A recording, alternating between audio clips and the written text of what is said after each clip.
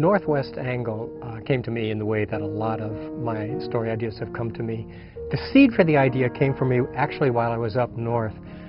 I had done a book event at a library in Bemidji, Minnesota, and the librarian after the event took me out for a bunch of drinks. And in the course of our conversation together, talk turned to a discussion of this really interesting geographical phenomenon in Minnesota called the Northwest Angle. As I learned more about the angle and became aware of what an oddity it was in the United States. It's the northernmost point in the 48 contiguous states. It's completely separated from the rest of the United States. In order to get there, you have to go through 60 miles of Canadian backwoods or cut across 40 miles of open water on Lake of the Woods. The more the idea of using this location for the story began to appeal to me. I also knew I wanted to bring Corcoran O'Connor's family back together, and I wanted to do something radical that would kind of very much change the direction of Cork O'Connor and his life. And when I had all of those elements together, by the time I had traveled from Bemidji back to the Twin Cities, I had pretty much the whole outline for Northwest Angle. It was really a remarkable experience.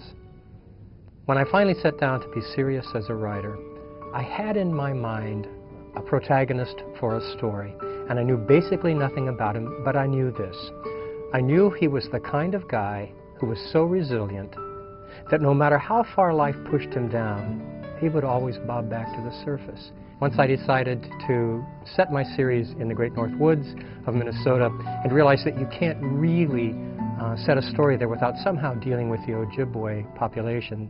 The Ojibwe influence is ubiquitous up there, and began thinking about what kind of a character this Cork might become, and chose finally to make him a man of mixed heritage, part Ojibwe and part white.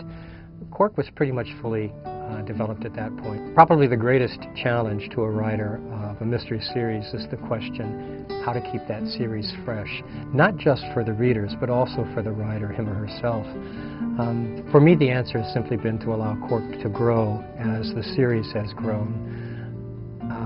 He has aged from the beginning of the series with Iron Lake to his most recent adventure, Northwest Angle, about 10 years in age.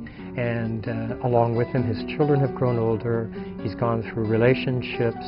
His whole life has basically changed. And it's been exciting for me to discover all of those changes along with Cork and along with the readers.